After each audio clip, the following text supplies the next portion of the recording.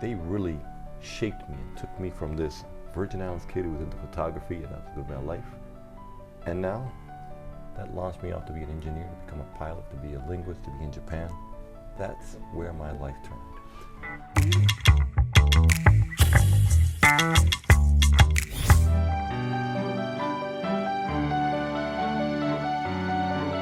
Dylan, I want to thank you for taking the time to be here. I really appreciate it, man. I've known you for a while, but I've never really known you. Isn't that weird? Isn't that something? And you got me started. You didn't even know that. I got you started. How did I get you started? Because I sat down, I said, remember you were at the Tokyo American Club? Right. You were running the club. I said, I got to talk to you. I got to find out how you got to where you got. That's right. I remember you did come to me, right? When you were at the temporary club down in... yeah, Takanawa. Yes. Right. And we sat down. We just had some coffee. Mm-hmm. And the question I asked you, I was starting off as a consultant. Right. And I asked you, how much do I charge? Okay. You may not remember this answer. But you said, how much do you need? I said, well, what do you mean? And you told me how when you started your program with gymnastics and you needed this much money, you're like, that's how much I'm going to charge.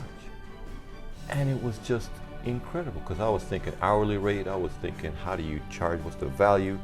And I said, well, I got to pay these bills. That's my rate. Went to the customer and they said, that's 3 times our normal rate. And I said, that's what I charge. That'll take extra approvals. And they got it. And you got it. I got it. That's what I'm talking about. So that was outstanding. You got me started. That's good. That's good. Well, I remember the story that I was, when that happened to me, Yeah. I told a woman, she said, how much? And I knew what my rent was. Right. And I knew. I was doing Yes. other things, but I Yes. wanted to make sure this gig Yes. paid for my rent. I told you Yes. about that. Yes. And she said, Elvis Presley doesn't make that much money. Yes. And I said, well, then pay me what he gets. She laughed, I laughed, and she paid me what I wanted. It was good. And that's the story that got me launched. Tell me about it. What year was that? That was 2012. That's 10 no, years. that had 2000. No, not 2012. It was 2008.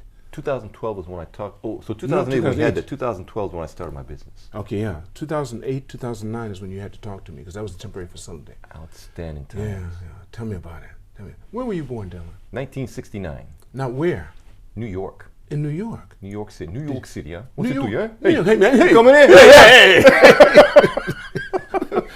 Were you born and raised there? I mean, you were raised Born in New there York, too? raised in the Virgin Islands, raised in the Caribbean. So my mom's from the Virgin Islands. Okay. And so New York in the 69 time period was not exactly a comfortable place to live. So we went to the Virgin Islands Right. and stayed there till 15. Then I left home. You have other siblings? I have a younger sister. How many years difference? We're Irish twins, less than a year. Is that right? Every year, 2 days a year, we're the same age. That's interesting. That's really Every nice. day, every year she calls me up to let me know I'm the same age as you, if you're listening. Yeah. So how mom and dad doing? My dad died a long time ago, Okay, so I was in my so- 20s. okay. Mom's doing great. Did they stay together the whole time? Oh yeah, absolutely. Okay. Right up until his death. He died the year I came to Japan. Okay. So a lot of changes in my life. And what year was that? 1993. 1993. So prior to that, when you were in the elementary school at the Virgin Islands, Right. what was that like? So you have the What was that like? Yeah, what was it like? Where? So I'm in St. Thomas. I'm in an St. island. Thomas. I used to go to St. Thomas all the time. Yes, you did. We talked When about that. I a lived long in time Puerto ago. Rico, I used to Yeah. fly to St. Thomas all the time. Yes. So Puerto Rico is where I got most of my medical work done. I was a rambunctious kid. I ran off a cliff, ripped off half my face, Okay. and the only place I could fix it was Puerto Rico, La Isla Right. Bonita, San Juan. San Juan.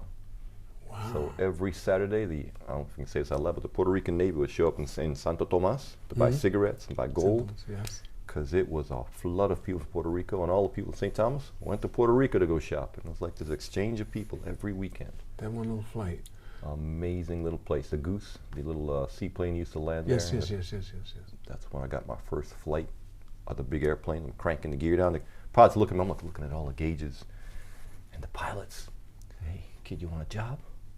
It's like, yeah, the hydraulics are out in the airplane. What do I know about hydraulics? Turn this crank 322 times. How old were you at this time? 9 years old. 9 years old? And so I'm turning this crank, and I crank down the gear in that airplane. Because we land in the water. Okay. Got to put the gear down to land, to get up on land. That was cool as a kid. Virgin Islands changed a lot of things for me because things were free. Mm-hmm. So you stayed there until how old? So at 15, I left school. I walked out. I said, I'm done with school. You guys don't have any good knowledge here. And my parents said, you got a grandfather in New York, you want to go back there? I was like, Thursday in October. I was like, yeah. Friday, I'm on an airplane. Talk about head spin, different world. I went from being the top of my class, knowing everything because I just read the book, to knowing nothing, realizing the world is much bigger than this But smart had you ever kid. been, hadn't you traveled back to the States? Not really. So you stayed in St. Thomas the whole time, basically? Pretty and much. only I Puerto, had one Puerto Rico trip. was big for you. Puerto Rico was huge. That's right. Going over to St. John That's was a right. big deal. That's I right. went That's over to right. St. John. Oh, we got a school trip. We're going to the other island. No, my life was on a 5-mile, what was it, 16 miles That's right, by that's 3 right, miles? that's right, That's that's my right. whole life. Wow. I didn't know anymore. What year is this? What year was this? Well, yeah, I don't know what year it was. Yeah. No, you know what year you were living there. So 1969 all the way up until 15. Do the math here. So 69. 1980, 85. Because I was there in 1971. 1971. I would have been a little bit small. You Yeah, probably, you're wouldn't small. have had any drinks at that time. Yeah. I was there in 71. I was there in 71 until about 72. Yeah. Small world. Yeah, That's yeah. So is incredible. that something? So we had the Okay. Navy base in St. Thomas, sub base down there. Okay. And so I got to see a lot of ships come through. Mm-hmm. And so picture this is long before our PC correct world. Right. And I'm just a kid walking around. I see these guys in sailor uniforms. I said, hey, which ship you on? And they tell me, remember, it was the Eisenhower had come in, aircraft carrier. Mm-hmm. And I was like, I want to go check it out. I'm like, come on. No parents, no permissions. I just jumped on that little dinghy out there, went out into the harbor, got up on this aircraft carrier, walking around, checking it out. And I used to build plastic models. Right. And I knew there was a store on ship. I said, where's the store? They go, it's right here, but it's closed when we're in port. And I was almost in tears. I was like, I came here to buy models. I didn't know about the rest of the ship. Right, right. But it was great. They just let you do anything you want. When you're a That's kid, right, that's right. raise your hand, off you go. So then when did you decide, when you went to the States, you went to New York, what was it like then? You're 15 years old. Picture, you're this rambunctious kid who can do whatever you want, so much go wherever you want. I had my little company, so mow lawns, I worked in an ice plant. And now I'm in New York, White Plains, Scarsdale, New Rochelle, Yonkers, that whole area out there. I'd never seen so much wealth in my life. And I was blown away, just to say, just put a fine point What on did your uncle do? Well, my grandfather. Your So he was a grandfather? lawyer. He was a lawyer. He was a lawyer, he's a property lawyer. He had a big house in Scarsdale, but nothing special. He wasn't ostentatious. Okay. He had an old Buick Regal. I found the paperwork on it. He bought it brand new for $3,000. I was like, cars for $3,000 brand new? I mean, he had the car from with a 71. But I got to experience a whole new world in ways I cannot. As a matter of fact, this ring. This is my high school graduation ring from Archbishop Stepanek School in White Plains. This Okay. changed my life. How's that? I went from being what I thought was the top of my class without doing any work to all of a sudden, there's a lot of work to do. But I had teachers, I had advisors, I had people who really looked after me, took care of me. I learned Russian, I learned computer programming. They really shaped me and took me from this Virgin Islands kid who was into photography and that was going to be my life. And now, that launched me off to be an engineer, to become a pilot, to be a linguist, to be in Japan. That's where my life turned. Were you the only person of color in that school? We had a young man from Nigeria. His father was a diplomat. That's yeah, okay. Dude had some cash. He lived I right understand, outside I the understand, school. okay. He was. So it was the two of you? Did the kids There know were that you had three black blood? total. Did they know you had black blood? Did they know? Absolutely, but there are 500 kids in the school, Okay, 500. and in this school in Stepanek, great school by the way, we have every part of the spectrum. We have the day laborers who just want to give their kids a better chance. So, they know when they graduate from high school, they're going to be out laying marble. I got you. That's their forward life. Right. Then you have the Indian kids who, their parents, all you got to do is learn school. Then you have the priests who have their kids in there, right? These are the married priests have their kids, and their kids are going into the seminary. Right. We had the whole gamut. This is a boys' school. This is an all-boys school. Boys' school, I got you, okay. And it was an incredible mix. Because I came in the middle of the school year, didn't have a clique. So you could go anywhere you I want. was in every one of the cliques. So it was really incredible. So you had all this. But I didn't know racial- all this. Of course you didn't at the time, but I'm still it was just blowing your me. mind. So what was it like? I'm just me doing my thing. I talked to teachers, I talked to principals, I talked to students, I just had the run of the place. And I remember the father, you know, he's got a little white collar on. He's like, so Dylan, I see you studied Spanish. Do you want to continue with Spanish? Now, mind you, I got to back up a step. I show up in New York, I don't know where I'm going to go to school.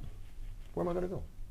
I got to pick a school now. I'm here with my grandfather, me and my grandfather. Where am I going? So I went to all kind of schools, interviewed all over, and I will never forget Iona Prep. Fordham. Go down to Fordham, and they gave me this test. I had a goatee. Okay. At 15? At 15, a little goatee. Okay. It's scraggly, okay? Okay. I was trying. It wasn't anything fancy, but it was there. And in my interview, they say I got to take this test. It's a 3-hour long test. I did it like 30 minutes. I don't know what's on the test. I can't remember now, but I enjoyed it. She turned it in. And I'm in the interview now, and they're like, so, did you murder somebody? What brings you up here in the middle of the school year? Why'd you suddenly leave? What's going on? And I'm getting this, you're not welcome here speech, okay? They're making it very clear this is not the place for me in the interview. And the secretary's banging on the door. He's like, you know, and she's like, so just as he's making an announcement that there's no space at the school, they're so sorry they can't, you know, offer me space, but if something opens up to let me know, the secretary comes in and slides this piece of paper. And he looks at the paper, parents, my test results. And like, I think something just opened up. And I looked at that two-face and I just said, this is not the school for me. This is not where I want to go to school. So I'm getting this experience everywhere I go. It's this kind of this, I don't know what you want to call it, but it's just, you don't belong here kind of thing. Mm-hmm. And this school, I walked in, stepping out, no test, no nothing. First question, I see you took Spanish. Do you want to continue with Spanish? And I thought, this guy's actually looking at me as a person. That's all he asked you? That's all he asked me. And I said, no, I don't want to do any more Spanish. He goes, would you like to take Russian? And I go, Russian? I didn't know what he was up to. He was trying to break up the clique of 10 who were always in the top 10. So there's 1 to 10, the same 10 kids every time, maxing out all the scores in the school, and everyone else is down below him. And he wanted to, you know, just kind of. So he used you? He used me, and I didn't know it. But I loved it. So I was up and down in that group. I got along great with them, by the way. Great group of kids. But now the 10, now there's 11. So one was always not in the group, and there was a pair of twins in there. So it's pretty funny, because they were serious about this, and I'm just having a good time. Learned a lot, hung out with all kinds of people. So from high school, where'd you go? Did you go to college? So I wanted to be an engineer. You wanted to be what? An engineer. What type of engineer? Electrical engineer is what I thought of at the time. Okay. But it could have been anything. And I went around and looked at all the schools. I liked WPI. Great engineering school. It's where the father of rocket science was kicked out of school at one point. That's a whole nother story. Great school because they don't care what your grades are. If you're a kid, you like doing stuff, and you don't worry about grades, what could be better? So let's say you're going through the course and you don't feel like doing the work anymore, you're not up to it, you want to focus somewhere else, you just drop the course. We call it punting. Mm-hmm. In other schools, they go, oh, you didn't finish this course, and you get your grade, your GPA is coming down. That school, just remove from your record. No record. Do it again next time. We care about the results you get. We don't care about when you didn't get the results. And the only grades they had was pass with distinction, or not recorded. So you could knock your socks off, really learn, get sentences. You had to do a master's efficiency, so I taught photography while I was there. I learned German while I was there. I did engineering. We made a digital mixer where we actually built chips and software and put the stuff together. Your grandfather's paying for all of this? No, that was an ROTC scholarship. How old are you now at this time? So I graduated college, high school in 1987, so Mm-hmm. I'm 18, 19, 19, somewhere in there. Right. So you already I signed up for the Air Force. I was in Rose-Hulman Institute of Technology. At 18? A recruiter came out and said, okay, do something for your country. And I felt red, white, and blue all over. I was like, go to school for 4 years? Go to the military for 4 years? I'll do it. So I went to the Marine Corps, Army, Navy, Air Force. I signed up with all of them to go see what's available. And my best interview was the Marine Corps. Okay. Those guys was down in New York City. The interview started at like 6 a.m. What was it scheduled for? Like an interview at 6 a.m. in New York City. Well, I don't want to be late. So I got there at 5:15 in the morning. Okay. I didn't know where I was going. It's 5:15 in the morning. I'm in New York City. I'm in a suit, sitting there, and I see these guys. It's 5:15 in the morning in New York City, in some basement of the Marine recruiting station. And these guys are here, clink, clink, clink. They're working out. in the office at 5:15. And I'm seeing them going back and forth. They shower down there, they get dressed, they're looking sharp, and they invite me in. There's two of them sitting here, two officers, and I sit down. I had never had a tougher interview in my life. It was not about, they want to know what the last book I read, what did I think about it, what I think about politics. They went down the entire gamut. Good guys. All cool, but everyone I knew said, Dylan, you don't want to go to the Marine Corps, go to the Air Force. Everyone who'd been in the service said, go Air Force, go Air Force. I was like, no. I want to be a Marine. Yeah. Look at I want to give my life. I want to give my life for that Purple Heart. Look at that globe. The eagle. Oh, I want that. And they want me. And they want me. And so I got convinced to go try out the Air Force. Went to the Air Force recruiter. By the way, you could never find the Air Force recruiter. That's right. Because the Navy's got a line, the Army's got a line, the Marine Corps, everyone's in there all going, and Air Force door, the door's closed. Well, where is he? Finally, I found him. And he, Lieutenant Colonel's got his feet up on the desk. It's like, what do you want to do? Huh? What? I get to choose? Yeah, what do you want to do? I don't know. Be an engineer. He goes, all right, sign here. So I sign, paperwork goes in. I don't know, pension. I'm sent a letter to the Marine Corps. Hey, Marine Corps, decided to go with the Air Force. But thanks. Love Dylan. And I get a letter back from Marine Corps. You have been denied entry to the U.S. Marine Corps. Your sitting height is too short. You do not turn on the Marines, they turn you down. They turn you, that's right, that's right. When I got it at 20, and my commander, at the time was at the U.S. Embassy, he said, Dylan, you're general material. You could stick around. You should stay here. I went, you know something? Every one of us has to get out. You cannot stay in here forever. True statement? That's true. You must leave. That's true. I want to leave under my own power. That's right. Every position I've ever had in my 20 years, somebody asked for me. Somebody picked me. Somebody pulled me in. And people stopped asking for me. So I said, I'm going. If you want me, you're going to have to want me. You can't just kind of want me. Right. And my whole goal, by the way, I didn't plan to stay in 20 years. I planned to do 4 years of engineering and get out. But on that path, I walked around everywhere I could go, asked everybody, hey, what do you like about the military? And when I asked them, everyone was talking about getting out. Nobody was staying in, except the pilots. The pilots say, I will love this, I love this, I love They this. can't do that. They can't do that outside, not that way. I went, you love it? Well, I'm going to be a pilot. And that's How where you the became a switch happened. pilot? Because I talked to people and thought it was cool. So what kind of plane did you fly?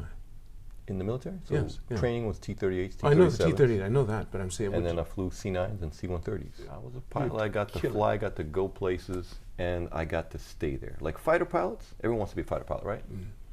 Where do fighter pilots fly? They take off from this base, they go for an hour and a half, they go upside down, they shoot their watch, and they come back down. That's it, that's right, unless they're in war. And if they go over to war somewhere, they're going somewhere, what do they do? They're on a tanker. They don't get to land at all these places, all these beautiful places. They go, they're done. That's right. That's it. And they do their little thing, come back. Piddle pack and all that, no hot meals. I'm on a C-130. I got a crew chief who loves to cook. We got a little oven there. He's making gourmet meals on the airplane. That's right, that's right. Where do we go? Oh, Anywhere we get you want sent to Thailand. We got to stay there for 30 days.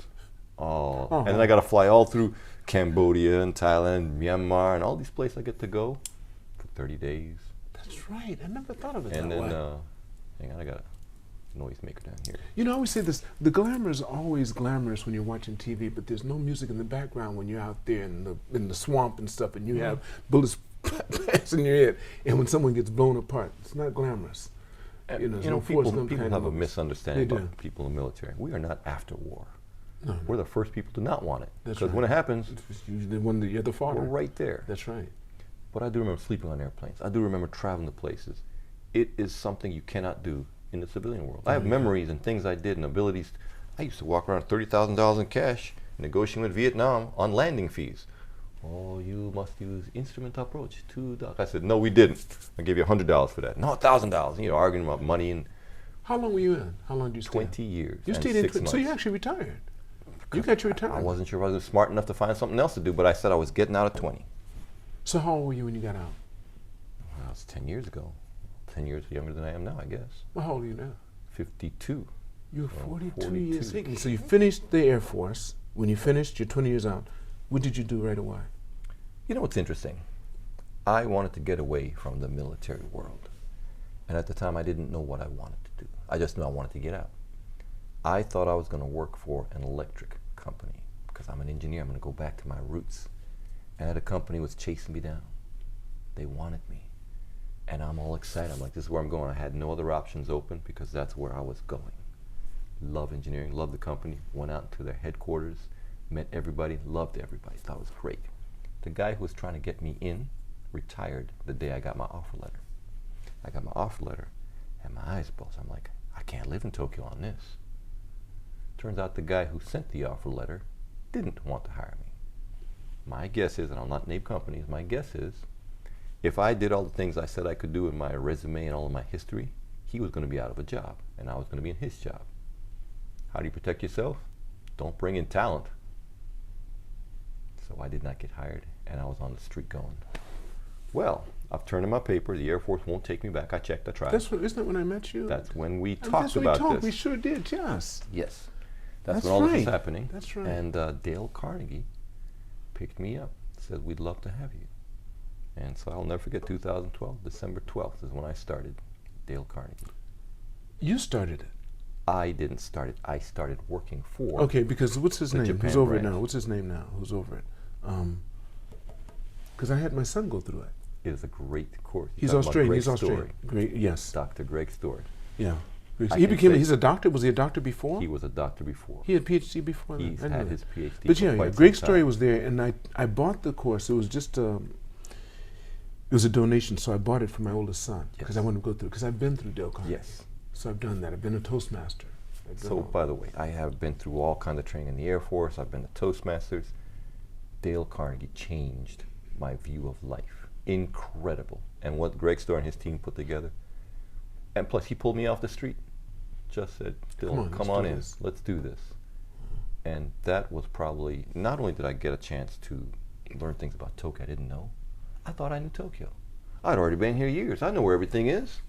Now, I'm Mr. Sales Guy, on my feet, going from small companies to big companies, old ones, new ones, young ones, individuals.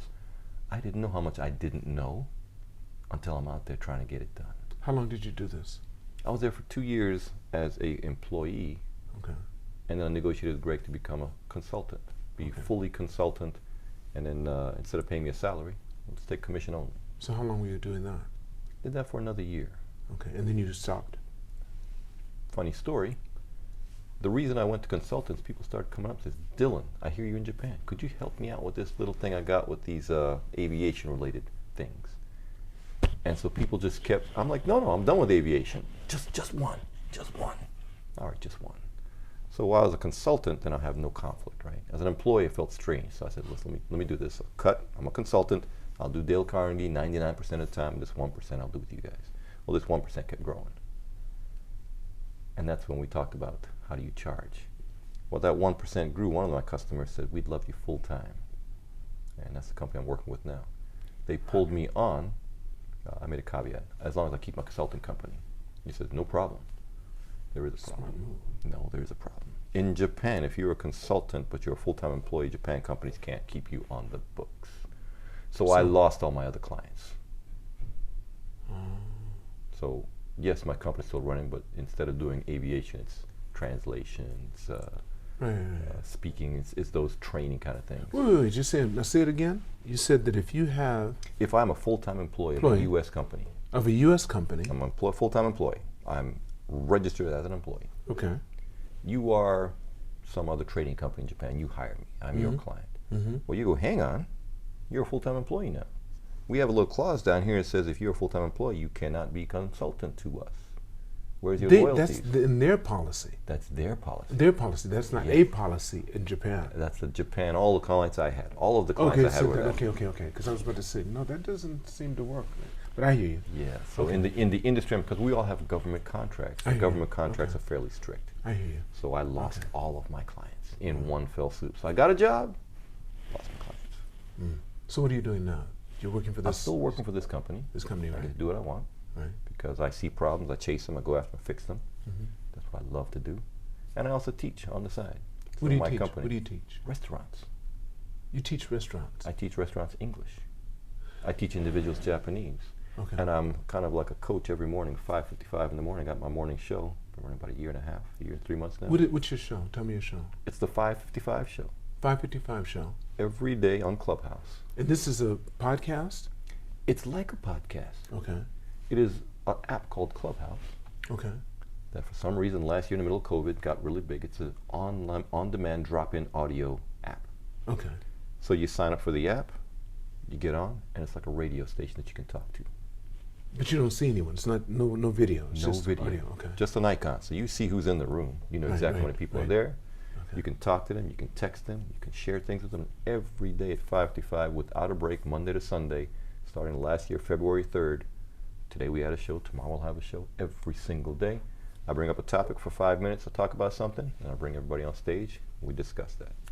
Give me the name Every one more day. time. Tell me one more time. Call it the 5:55. That's what it's called. You go on Clubhouse, 5:55, search for it, it's there. And you kick it. Every day I got 25 to 50 people showing up for that show, every day. How long have you been doing that? Started February 3rd last year, haven't taken a break. Every day. Every day. All right. Now, why did I start the show? Why'd you start the show? That's a good question to All right, ask. I want to ask you that question. As an engineer, as a pilot, I was used to staying up working with the US till 3, 4 in the morning.